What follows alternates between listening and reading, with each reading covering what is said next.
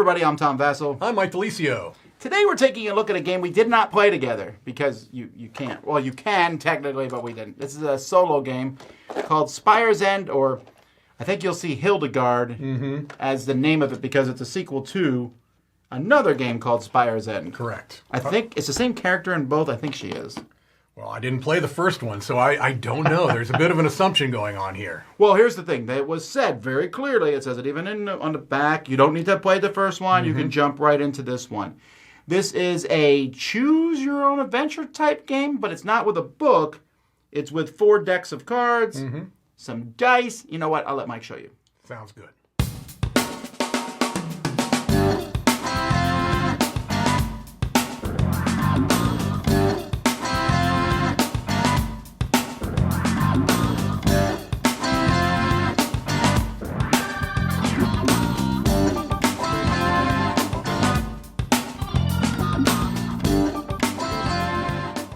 Okay, so here we see the entire contents for Spire's End Hildegard, with the exception of the rulebook here, known as the survival guide.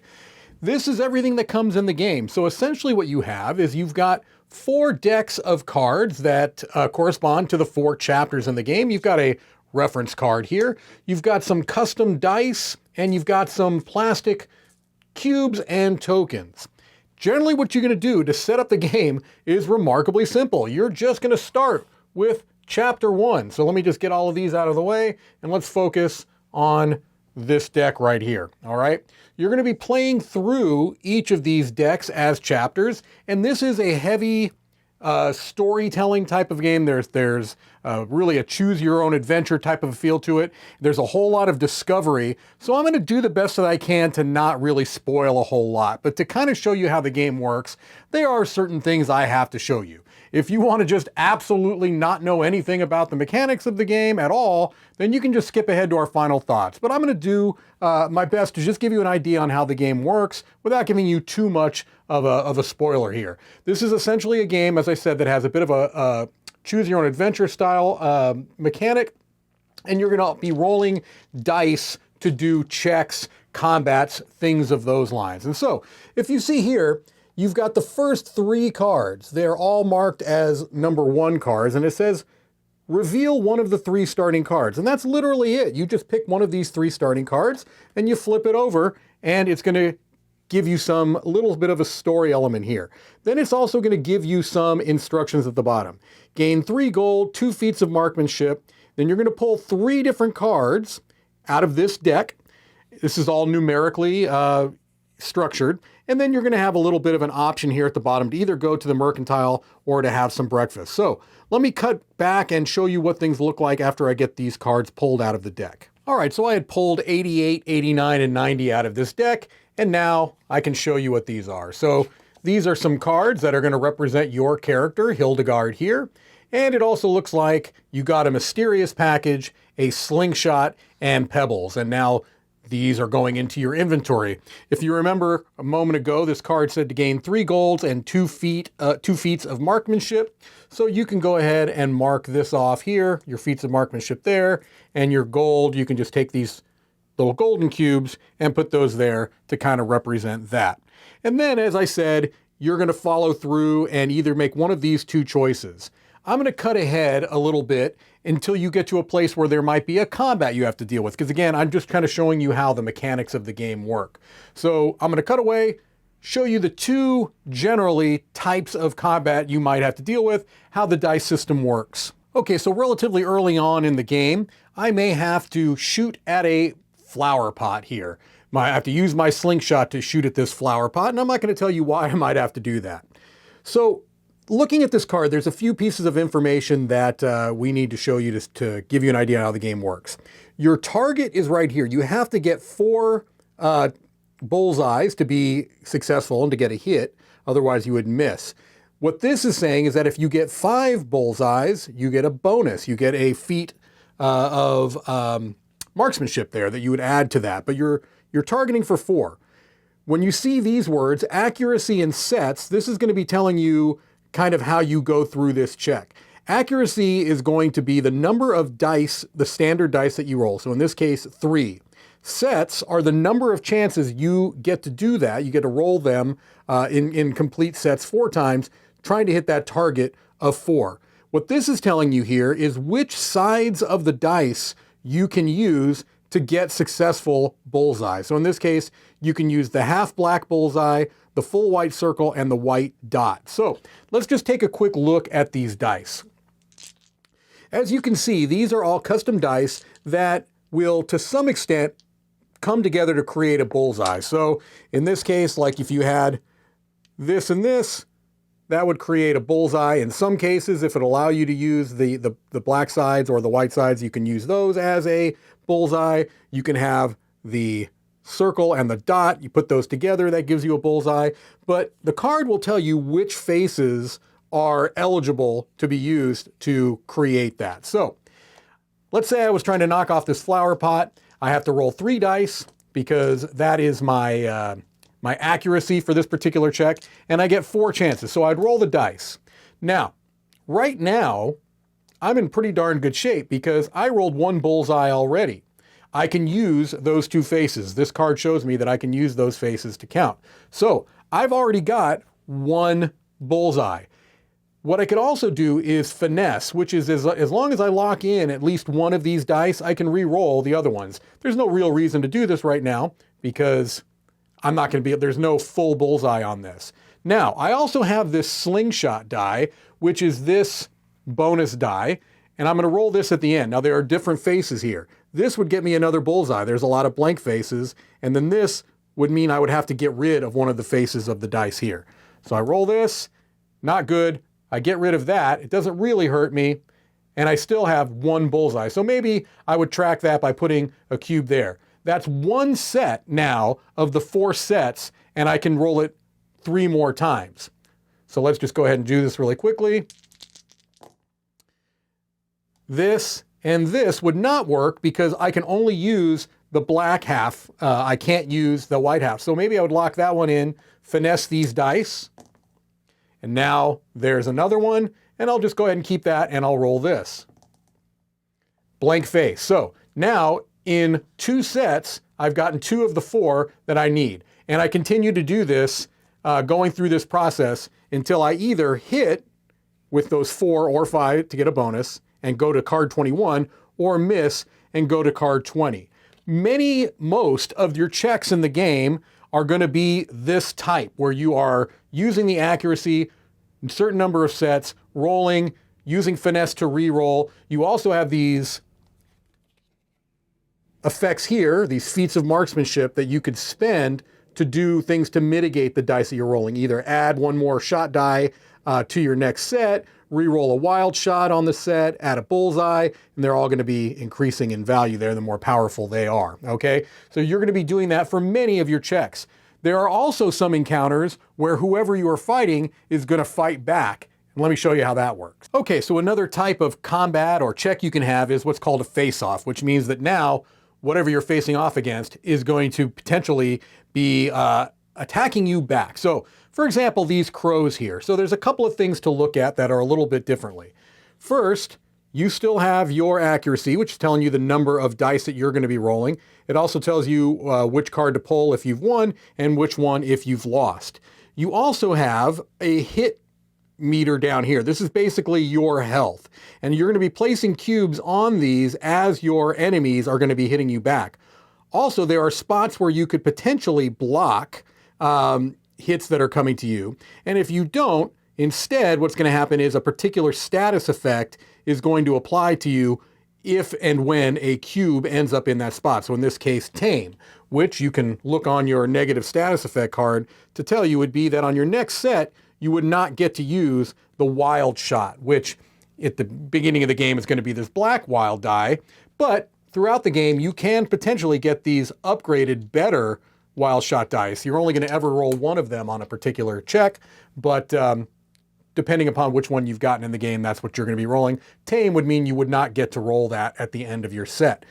Looking at the crows here, we can see that you need 7 hits, 7 bullseyes to be able to beat them. They're going to be rolling 3 dice back at you. These are the dice that you can successfully roll to create bullseyes to defeat the crows. And so the dice rolling is going to be essentially exactly the same way as it was before. You go ahead and roll your stuff. You find the ones that are applicable. So I could use this, and then I could finesse if I wanted to try to roll these. I'll keep that one, and I actually can use this one. So there you go. I've done 2 hits to the crows. There's no number of sets here because you just go back and forth until either you win or the opponent, in this case the crows, win. So now they would get a turn, and they're rolling 3 dice. And what you're looking at is the leftmost uncovered dice faces. So they're trying to roll these faces. Any one of these 3 faces that they roll, starting from the left to the right, is going to be a hit on you. And so you would also roll finesse for them. So let's roll these. So I would keep this and I would keep this because these 2 would be hits. Now, that means I'm going to have to roll finesse to try to get that one, which is the white. I did not, so they wouldn't have gotten a hit. I'd go back and we'd keep going back and forth until either I would win and pull card 73 or lose and pull card 69. Then you would continue on through the chapters. You might end the game in a defeat early on. You might go through multiple chapters. There are different endings that you can get. Again, I don't want to show off too much of the game because I don't want to lose the discovery aspect, but this gives you a pretty good idea on how the combat system works, how the card pulling system works as well. Let's head back and let you know what we think about it. Okay, there's a lot to talk about here. I'd like to talk, the one thing I think we would both agree on is the art is fantastic. Yeah, and there's a lot of it. There is a lot of it. It really, that is going to be, I think, what really helps pull you into kind of the world. There's a very, very unique aesthetic. And I did a little bit of digging because I think we may have kind of hinted or intimated at the beginning that neither one of us have played the first game. Right. Spire's End. And so I went back and looked at that, and it has also a unique art style, but a very different one. That one's more of like a black and red, and this one's almost more like an autumn type of a thing going on here. Yeah, I really like the heroine that you were playing. Yeah. It does feel, for me, and I don't know if the first one would fix this, it felt like I was dropped in the middle of a story and I didn't know what was going on. After a while, I was like, I guess I'm just seeking adventure or something to that end. I felt like there wasn't enough. At the beginning of the game, it says, pick 1 of 3 starting cards. Right. And I picked one, and I was like, wait, maybe I picked the wrong card. Because it felt like I had already played a few other cards. And I double-checked, and I was like, no, that's what they need me to do. But it threw me off. Yeah, the beginning of the game, I had a similar feel where I was like, okay, it kind of is going to set you up no matter what. You're going to get a particular starting item, I think, no matter which card you pick. But I also had this same feeling of, I was kind of just like, you're already in the middle of the stories, kind of a thing. So one of the things that the game it's a solo game. It's a choose your own adventure. Mm-hmm. And I was laughing earlier because I said in this game they definitely don't give you a ton of clues as to whether the old man in a cloak that meets you is a friend or a foe. You just kind of guess. Right. I mean, maybe the next time you go through, you'll go, okay, don't talk to that person. Sure. But I would meet nice people who were not. I would meet nice people who were. They're like, oh, go down that alley, that old hag-tooth, woman. I was like, sure, Yeah, I do think sometimes there was almost the illusion of choice given to you. It's like, pay no money or go here and do this thing, and then you pick the pay no money and you still end up having to pay money. You know what I mean? I agree, but it is very different. When I played through the second time, I was like, holy moly, I didn't even see some of this stuff. Absolutely. You can go on a very different path through these cards. I want to say that I'm not a big fan of the rule book. Yes. The rule book does not show you what the components are, all of them. No. Which I found to be a problem. I was like, well, I didn't know how to do gold. I just assumed it was the L cubes. It's like a very small thing in the back of the book. At the very end, they talk a little bit about money management. And you're right. It's not the organization of the book is not terrific, and there are a lot of things that they leave out, that you can kind of intimate, you can guess. But if you don't have a lot of experience, even if you do have experience playing games, there's going to be some things you just have to kind of guess. Like those cubes they could be for anything, basically. Right, I was like, there's brown and black cubes. What does that mean? And the answer is, whatever you want it to mean. Right. No, tell me what it is. It's a board game. Mm-hmm. I think they're trying to give you this idea if it's a role-playing game. But where this game does not shine for me is the combat. Okay. And there's a couple reasons. One, the targets thing looks really cool, but it's just, and it looks cool, but you have no idea what the odds are. You really don't. You look at it, it's like, this monster, you can hit it with these 3 symbols. I'm like, okay, great. I rolled dice. Okay, I rolled them or I didn't roll them. Sure. And putting the targets together seems cool, but in reality, this one fits with this one. This one fits together. These 3 fit together. And I found that to be, it's interesting, but that's not my only problem with it, is that the targets and the odds, I don't know what they are. Fine, forget that. There's was it called a nudge system or no? Gosh, yeah, I know. It's basically the reroll, the finesse. I think it's called finesse. Right. Yeah. So the finesse system sounds interesting, but also you get to a point where you're like, oh, I'm about to fail. And I just felt like the cards, the combat, they're like, here's how many dice you get to roll. Here's how many times you re-roll. Here's how many, and I was like, this is way more confusing than it has to be. I would have almost preferred roll a 4 or higher on a die because essentially it turns into the same thing.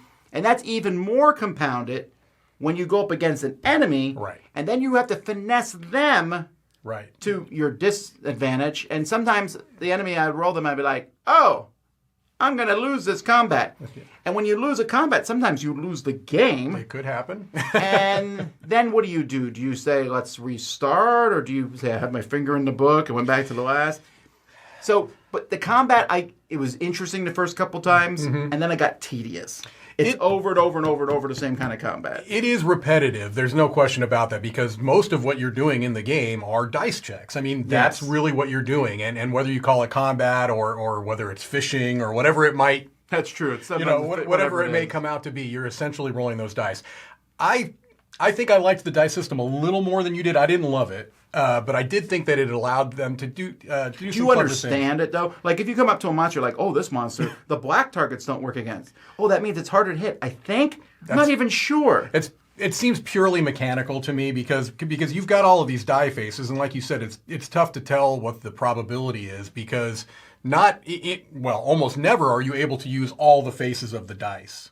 If it happens, yes, they'll usually limit you. And I also think that one of the downsides is that they went with this idea of the thematic language to describe it. And I think that also, it's like your accuracy is the number of dice you roll. Okay, well, that's easy enough to remember. Sets. Okay, sets means how many times totally that I'm going through this system of rolling the dice and then adding that extra bonus die, going through this finesse system. If it's 3 sets, I'm doing this whole thing 3 different times. And then I have to track how many bullseyes I've had, which isn't a huge deal because you can use one of those many cubes that could be anything. I just got into the habit of, okay, if I'm going to be doing 3 sets, I'm going to be putting cubes for every time I got a bullseye so that I can keep track of that. It's clever at times, but it is very repetitive, very, very repetitive. Yeah, so there's multiple endings that you can end up with, and you can die fairly early in the game, I think. You can. I don't know that I ever died in Chapter 1, but I definitely died in Chapter 2. Sure. And I even did I didn't make the decision, went back, did a different thing, and died again. I was like, well, I didn't actually die, but it was a fate worse than death. I like this. My concern with me recommending this is I guess you can replay it, but it's like a choose-your-own-adventure book. Right. There are multiple endings, but there's definitely a shelf life for this. There's not a lot of... what this reminds me of? A lesser version of Time Stories.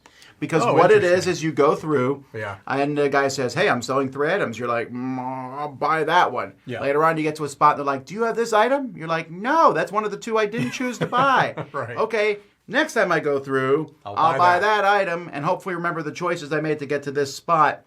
And so, it's interesting. I love the artwork. I like the idea. Yeah. I hate to say it. I think the game would be better as an app. Because there's cards everywhere. A lot of this stuff could have just been click, click, and you could have kept the artwork. I know that some people want to manipulate decks of cards, but I don't know about you. After a while, my character has like 10 cards underneath them. Yeah. Oh, no. I mean, every time. Every time I play through. And all these cards are key. So every time you get somewhere, you're like, I do have it or I don't. Did you have this conversation? Let me see. Oh, I did. I did talk to that person. That kind of thing, yeah. So for me, it's a 6 out of 10. It's close. I really enjoyed the concept of it, and I had fun. At least the first time I went through. The second time a little bit less so because I'm like, oh, I saw this stuff already. Right. So then I'm picking different choices just to pick different choices. But sometimes you're like, I know that choice is good. I have to do it. Yeah, right. And there's a lot of different endings, but I was a little like it's just not quite there for me. So just a 6. I'm like very close. I'm 6.5. I'm like right on the edge. I think there are certain solo gamers that I would recommend this to, but these are people that I know what they like, right? This is a game I feel like has a very particular niche. You have to be okay with dice checks. You have to be okay with a lot dice of checks, but I just felt that the system was complicated. Did you play Nemo's War? I did not. Okay. So Nemo's War is another one that I have to be careful about who I'm recommending that to. I think that's a better solo game than this, but that's a lot of dice checks too. I also have to know that they're okay with kind of random story elements. You know what I mean? So there's just so many caveats that I can't give this an across-the-board recommendation. I think there are some solo gamers that will absolutely adore this, that are in that kind of Venn diagram of light storytelling, dice checks, kind of being okay with that kind of a thing, then I would recommend it. But across the board, it just is not quite there. It's close. Well, there you go. That is, and I will say one more time, though, the illustrations for this game, great. Please hire these people to do other board games because these are fantastic. Yes. Anyway, that is Spires and Hildegard. I'm Tom Vasel. I'm Mike DiLisio. Watch out for our slings.